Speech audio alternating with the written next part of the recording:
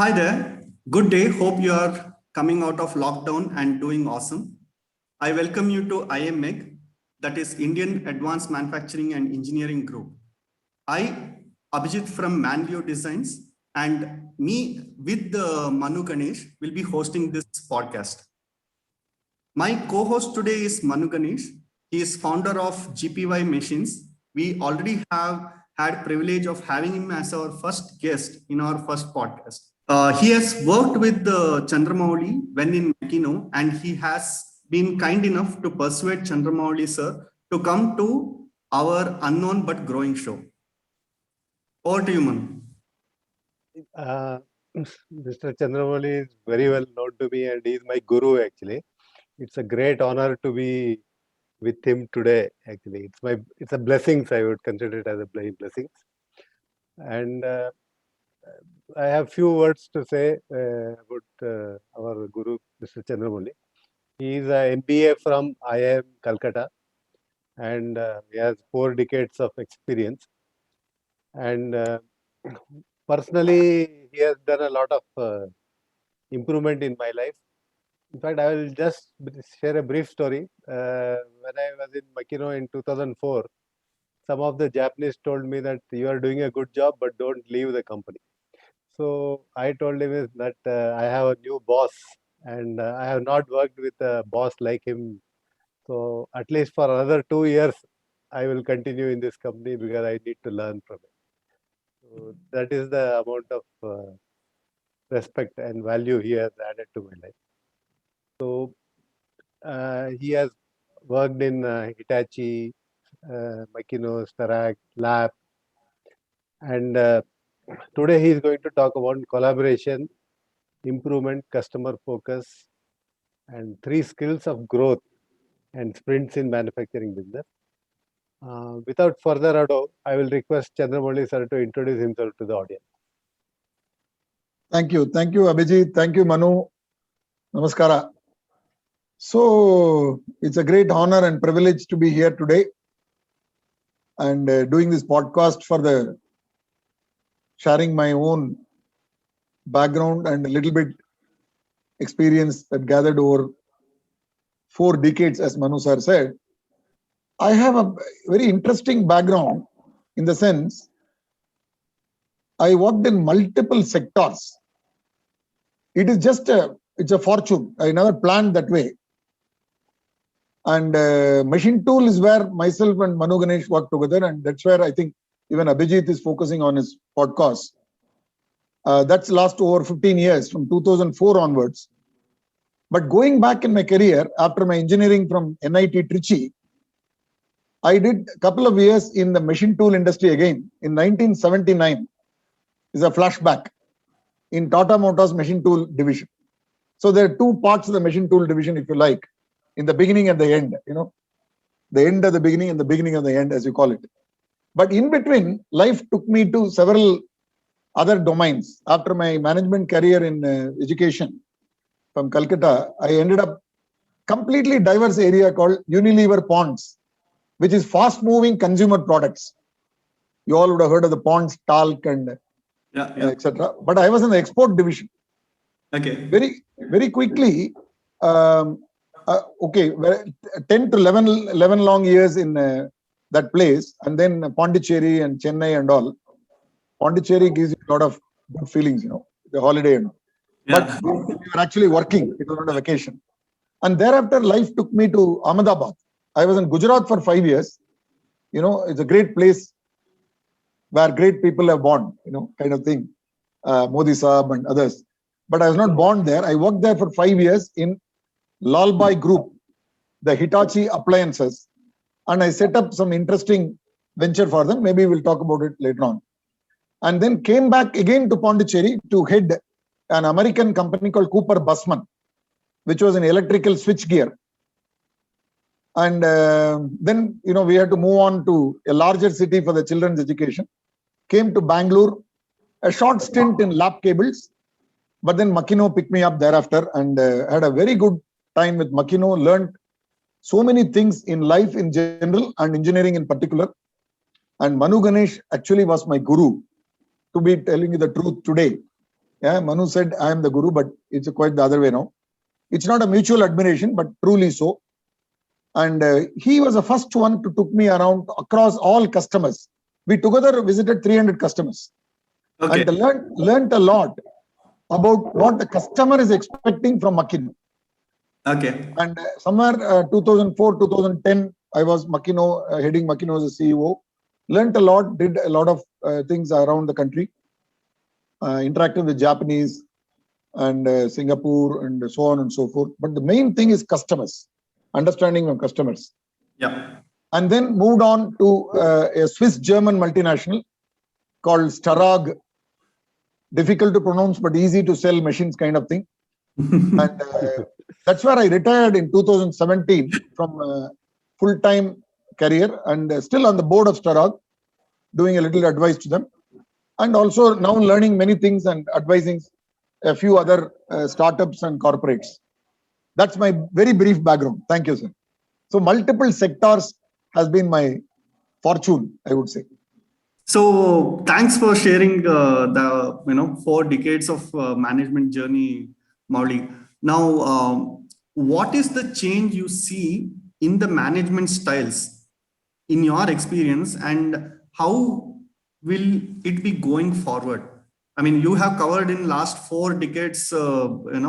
Maybe it was a Sarkar Raj when you started and things started liberalizing. Now the management styles also must have changed a lot.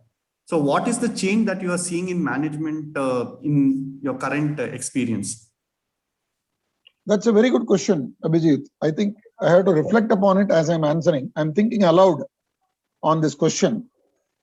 See, it is not the question of evolution of management styles over a period of time. That is the time dimension.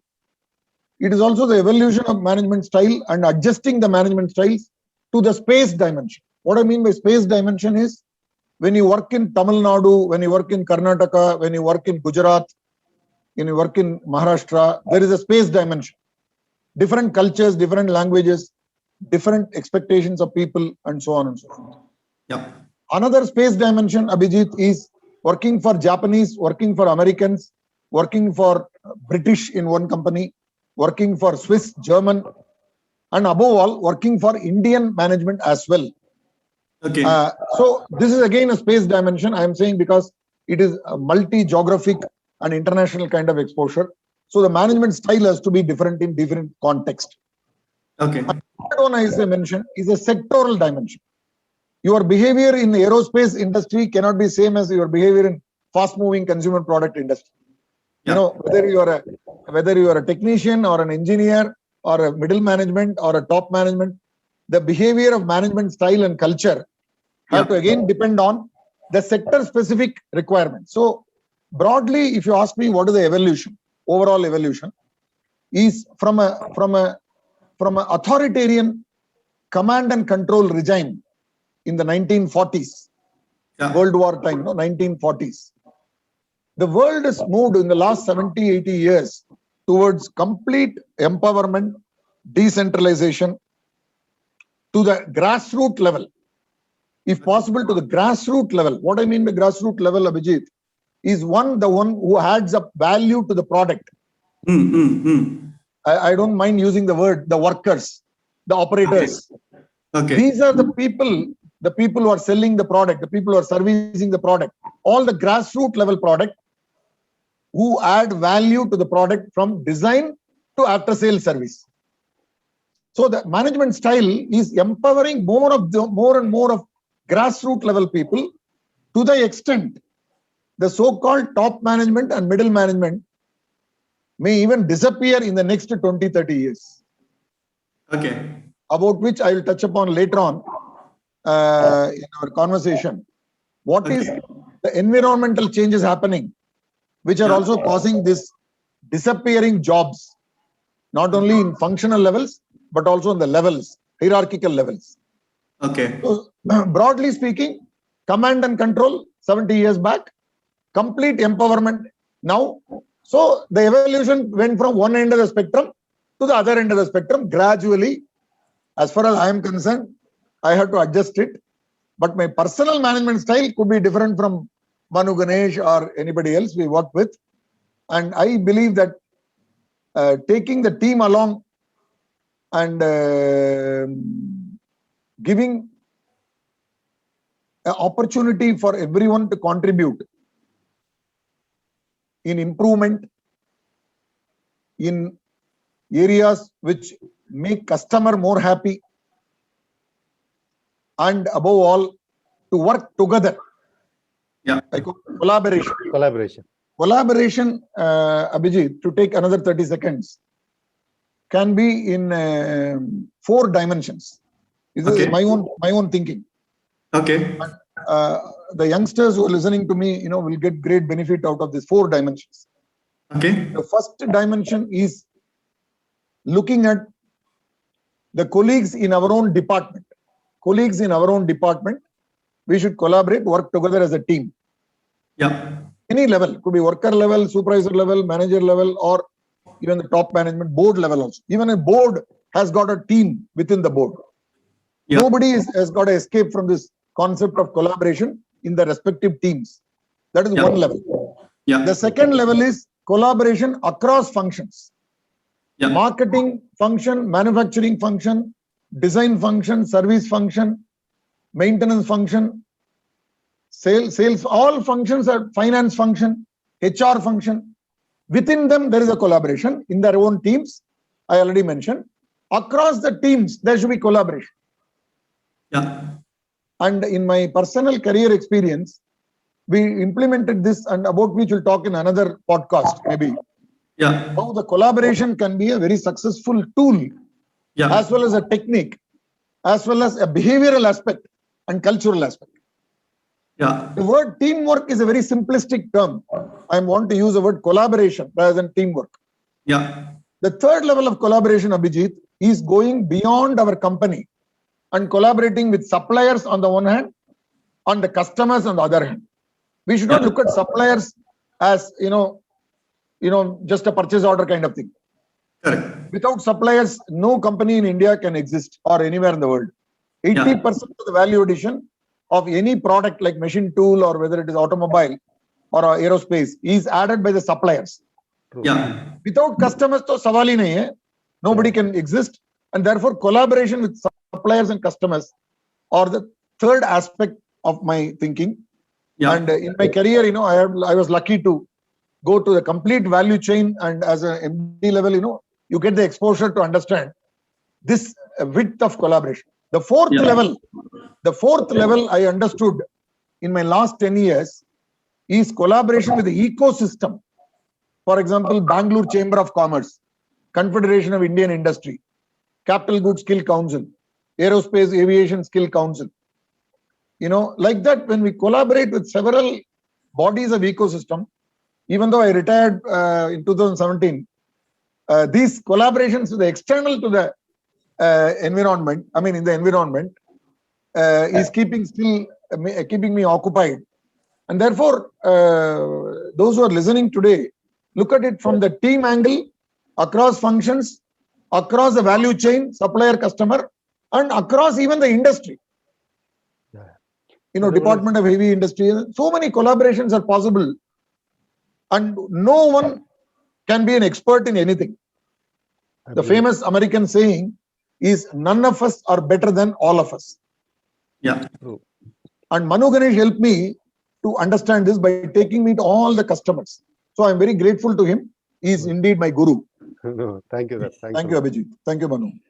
Sir, I have an important question. This everybody asks, and you are a right person to answer this because you have worked in highest positions in many companies, and also about a wide spectrum of industry you have worked.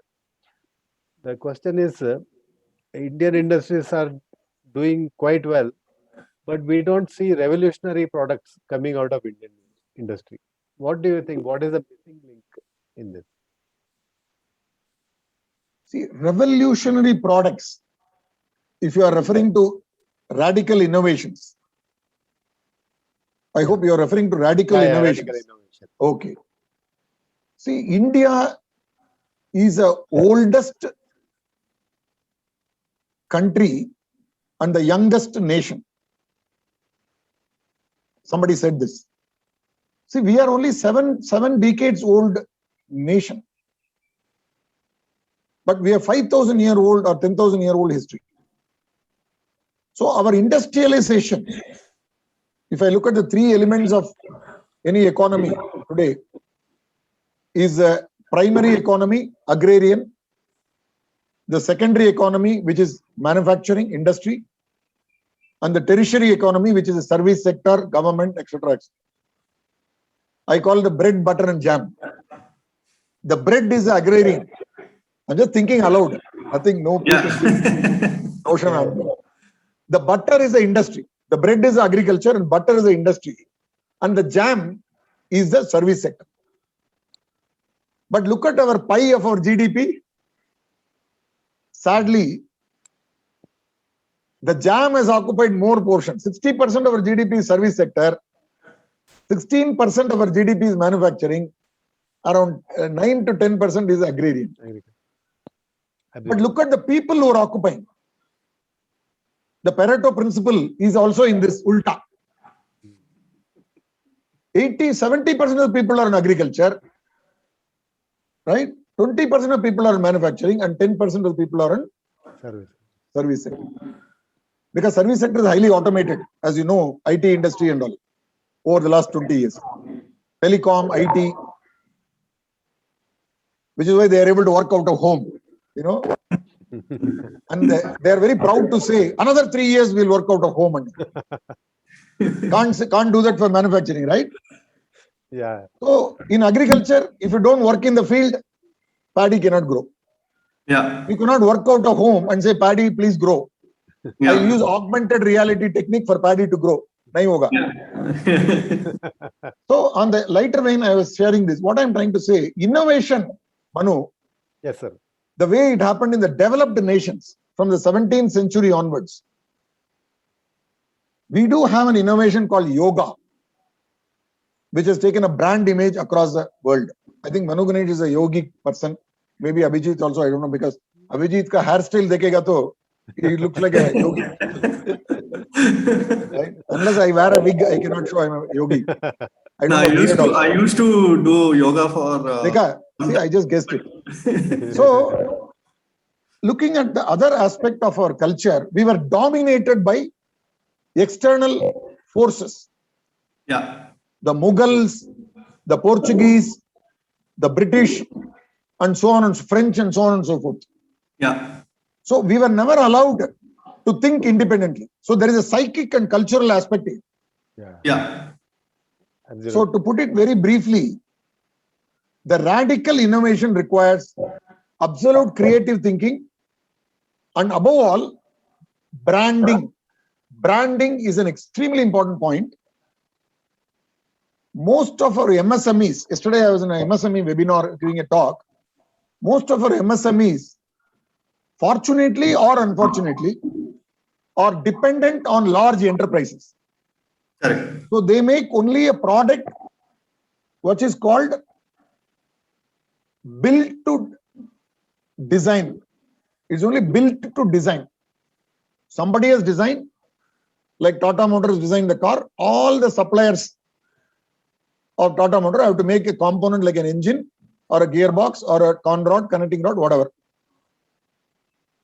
There are very rarely people who make the end product, which are used by the end customer. Yeah. And the reason goes behind this, our ability to think creatively and our ability and the funds required to create a global brand image. Today we have a global brand image for yoga and a global brand image as a country for information technology. Yeah. And also some cities, Bangalore as a brand. People remember Bangalore more than India. In some industries, they say, oh, Bangalore, India, where is India? Oh, is it near Mexico? There is a India. No. Bangalore, they remember. India sometimes. You go to America, they say, India is the other side of the world. They say, other side of the world. But Bangalore, so there is a brand. How did Bangalore create a brand? IT industry. On the similar lines, like how you mentioned, right, about the IT sector bringing the branding to Bangalore because of the innovations. And if you look at currently Bangalore is one of the leading startup, this one in the whole world. Like it's in the top 10 cities in the world where lot of innovations, lot of unicorns are coming here. The main aspect of the Bangalore ecosystem, because I was in IT for 15 years, is the topic of collaboration. You see a lot of meetups happening in different, on the weekends in the different parts of the Bangalore. Lot of startup, people, they might be working, they might be independent consultants, independent or wannabe entrepreneurs, come there, discuss with a lot of people, all the artificial intelligence, deep learning, many other IoT stuffs, they discuss it in the meetings, and they collaborate and start a new venture altogether. Okay. So how do you think that manufacturing sector needs to do collaboration? Because you have worked as a management consultant and you are known for collaboration in the industry. How do you think collaboration will link to the improvement? And you can give some of your examples so that it can inspire our emerging manufacturers. You see, unlike the information technology and other service sectors, you need hard brick and mortar investment in manufacturing. Okay. Land, labor, capital. Yeah. So while the startup unicorns are growing more and more in service sector, if I just have a table and chair and a room, or preferably even in a collaborative business center, not my own investment, Yeah. it is good to start an incubation center. Good enough to start an incubation center. Yeah. Can you make a 5-axis machining center in an incubation center? Can you make even a 10-seater helicopter or a 10-seater aeroplane in an incubation center? Yeah. Even for that matter, can you make Coca-Cola with a global standardized quality in an incubation center? They tried. There is a Kalimark Bono or something was tried in Vellore, my hometown, Vellore is where I was born. Okay. But Kalimark became Cola-Mark, Coca-Cola. So the point I'm making is manufacturing is nothing. I'm not saying it is different only, I'm not saying it's better than IT. Don't mistake me. Yeah. IT is a reason why India is considered as important today, without doubt. Yeah. But the requirements of manufacturing, conversion of any raw material, be it a food and beverage industry on the one end of the spectrum, to aircraft industry on the other end of the spectrum, machine tools and automobile falling in the middle of the spectrum, raw materials getting converted to finished products. This requires a manufacturing system. It requires people, it requires machines. So, how do we make this happen? Several debates have happened. One or two ideas I will share. One is cluster formation. Cluster formation. What is the purpose of a cluster? I tell you, 40 years, 50 years back in the Nehruvian era, they made successful clusters. I'm not holding any mantle to any political party, don't mistake. Yeah. I said Nehruvian era, right? Yeah. Ancillary units around BHEL, Tiruchirappalli, I have seen when I was studying in Trichy. Yeah. There are 100 ancillary units around BHE. And the ancillary units are nothing but MSMEs owned by one-man show. Some of them are only less than 10 people, some of them less than 40 people, and some of them less than 100 people. All are around BHE. Yeah. Likewise, 1979-81, around Tata Motor Telco, hundreds of units. Around means Pimpri, Chinchwad, Boshri, all those places. In 1972, Maruti Suzuki started the same way.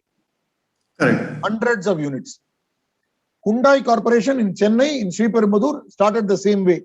First ancillaries were established before even rolling out the first car of Hyundai. Wow. That is why the roll of car happened exactly on 15th of January on Pongal of that year, I forgot, 2001 or something. Before which all other component development were ready in Sriperumbudur. Imagine this large exercise of ancillary development in a smaller micro proportion. Yeah. I call it as a cluster. Yeah.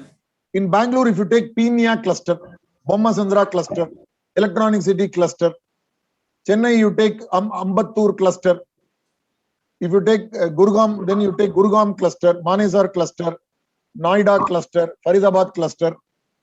You go to Bombay, Pune, Ambernath cluster, Ahmednagar cluster, Aurangabad cluster. I'm deliberately giving examples in various parts of the country. Yeah. My good friends are listening to me across India because Yeah. Atmanirbhar Bharat. Yeah. It is not only Atmanirbhar of Tamil Nadu, Karnataka, no. Atmanirbhar Bharat, Beautiful. right? Self-reliant nation we have to create by making multiple clusters in 100 locations. You know what are these 100 locations? These are the locations where there is at least a regional airport. If somebody does a research of our industrial build, at least there will be a regional airport. Maybe flight is not landing, but there will be airport. And these clusters can be as small as 10 people, 10 companies, enough. And they do what is called shared services. Yeah. For example, why should quality measurement investment be done by every small job shop? There are 10 job shops in, say, Peenya, near the police station of Peenya. Why should every company have a CMM? Call size very happy because everybody gets one CMM. Yeah. Yeah. Suppose one company comes there. I said, I'm only a metrology specialist. I established one CMM or maybe 2 CMMs maximum. I will also have height master and other gauges. 4 or 5 metrology instruments I will have from Renisha, Call size and Morpos, etc. All companies in Peenya, let's say 10-20 companies, come to me. I will do the inspection, give it to you very fast. Yeah. The very fast is an important point. Yeah. This is an example of a shared services of a cluster. Yeah. No one person need to invest 1 crore or 2 crore worth of CMM machine. Yeah. If it is divided between 10-20 people, the Indian manufacturing acceleration will take place very, very fast. Yeah. I tell you, the MSME tool rooms were started with this objective. Yeah. But maybe I don't want to comment in this podcast. Is a much to be desired. How that vision, mission, and strategy of the MSME clusters and tool rooms are working. People like Manu Ganesh should take over all the MSME tool rooms across the country and run it as a PPP model. Yeah. I tell you, Mr. Manu may be noting down this as a potential project because you require an entrepreneur with a technocrat kind of ability to run such a shared services. Sorry, I may be elaborating this point. No, it's good.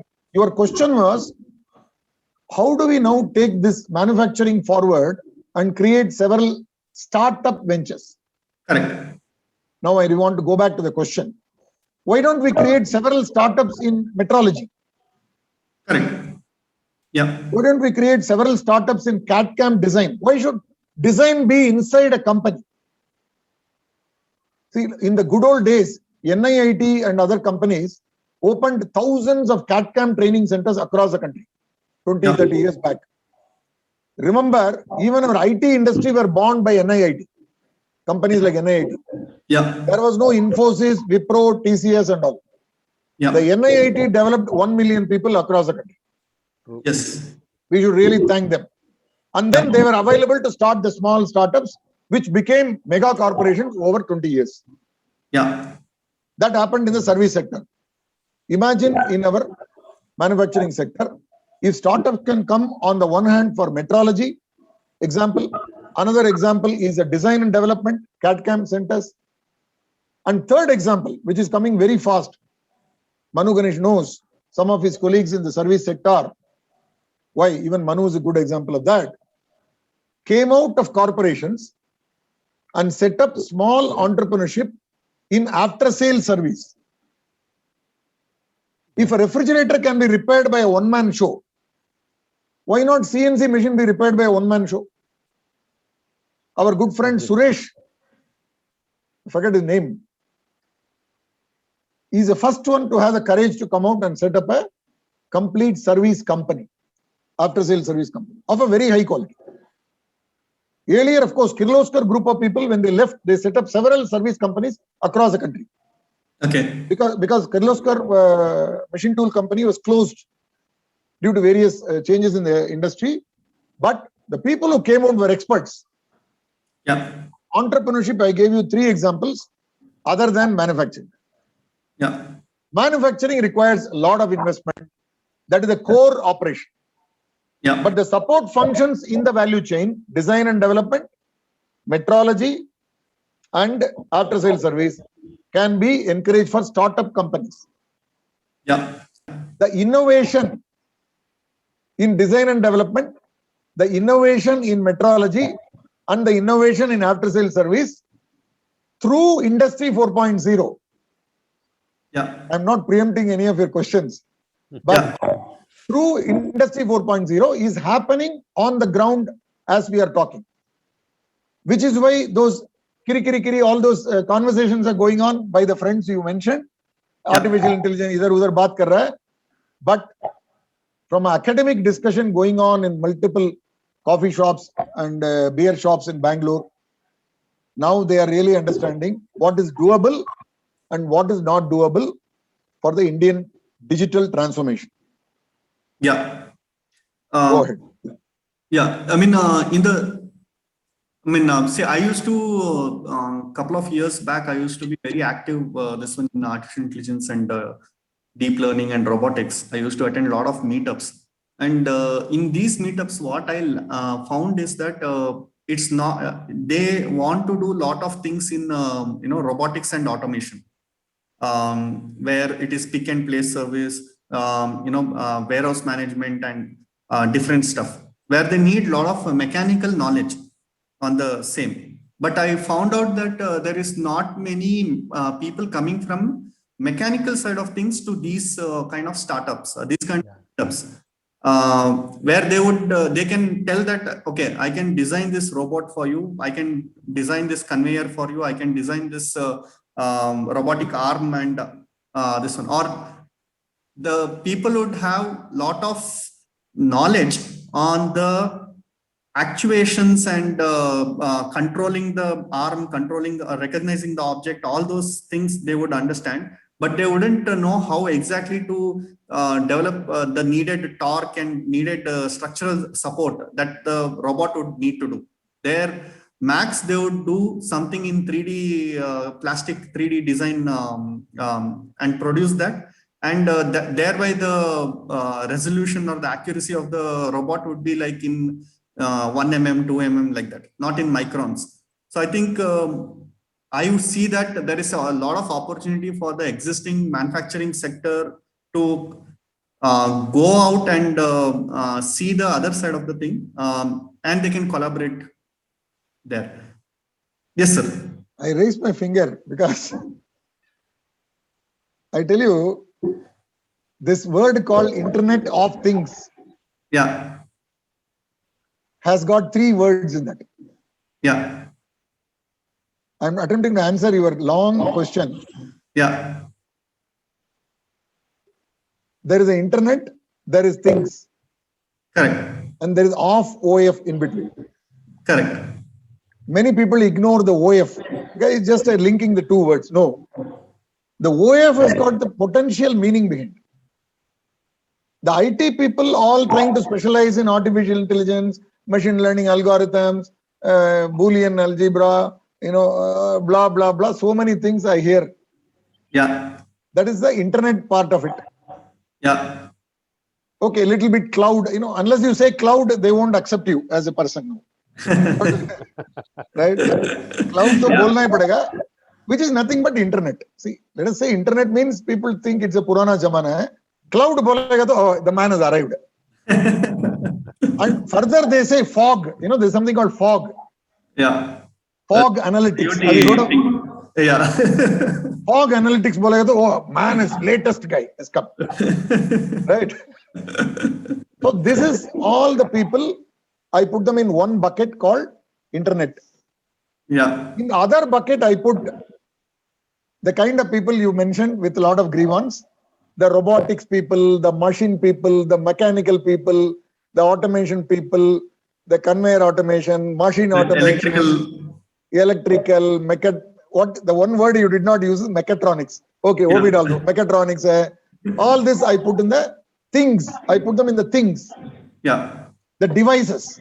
Yeah. Without the device, internet has no value.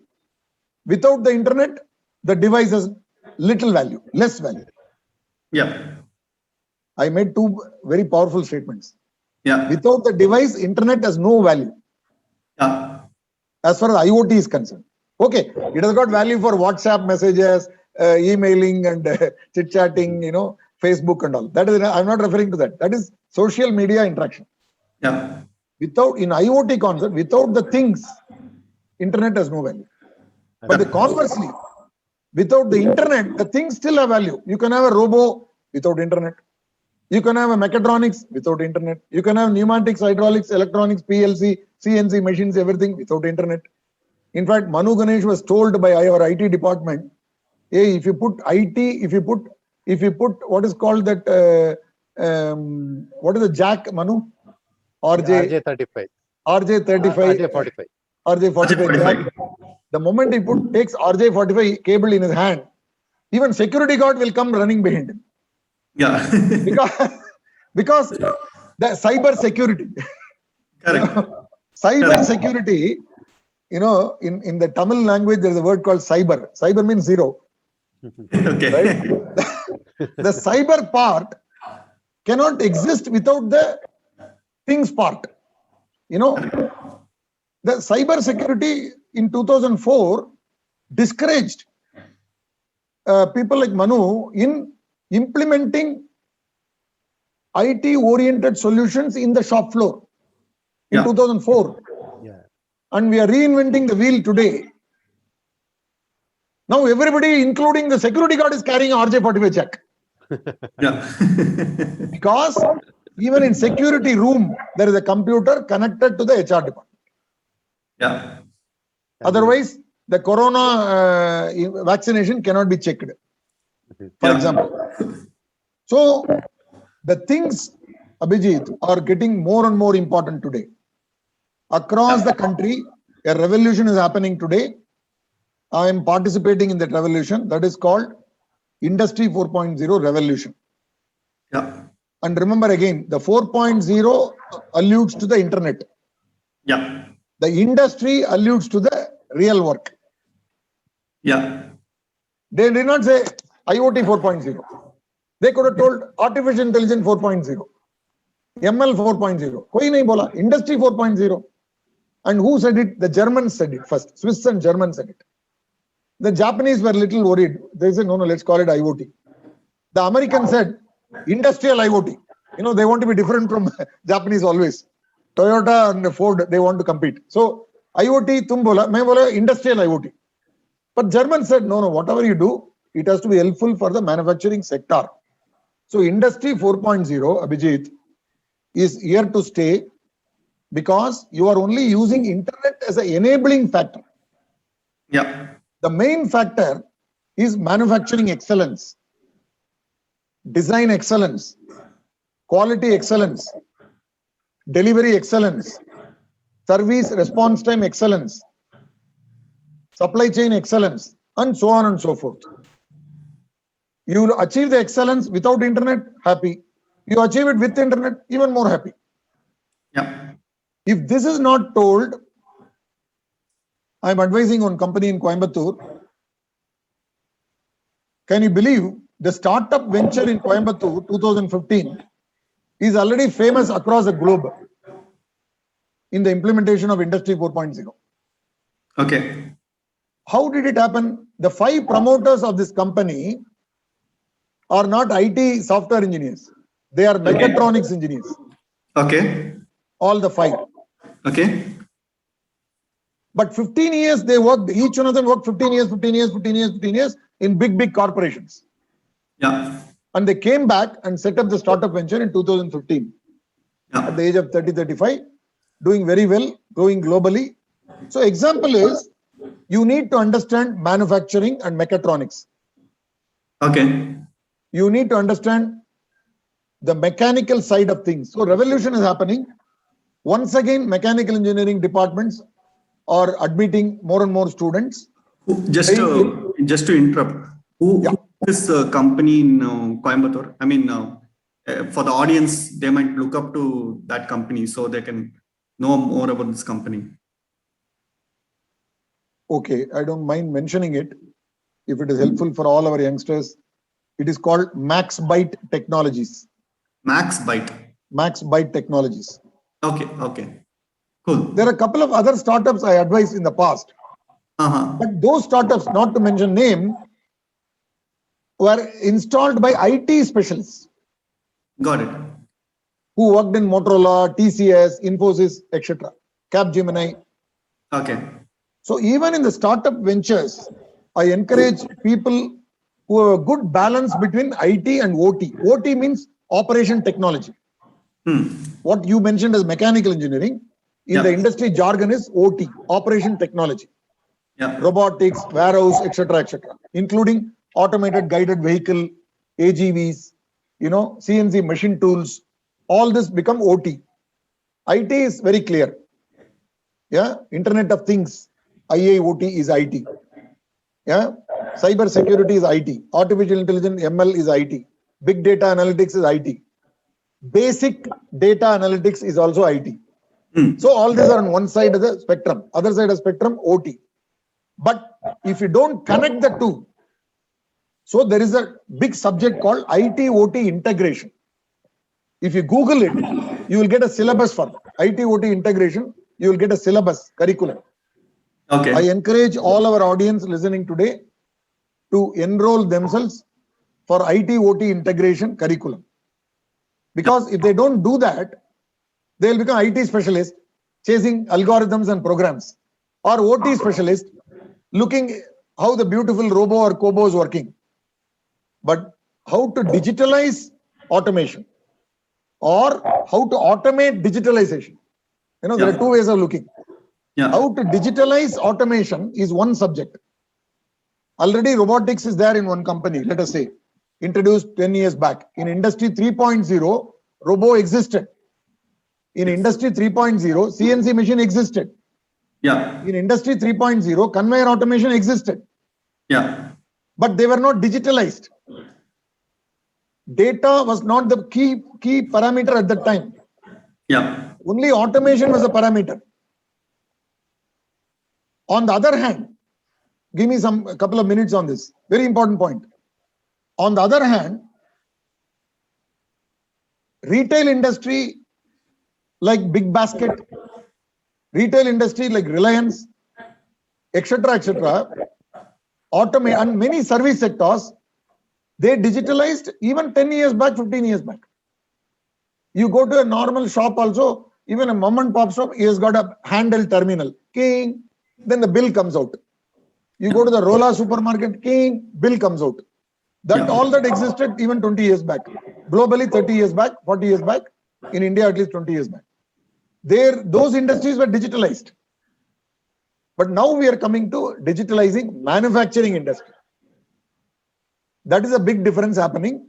So Industry 3.0 already had computerization and digitalization only to the extent of service sector. But the moment you come to manufacturing sector and digitalizing them along with automation,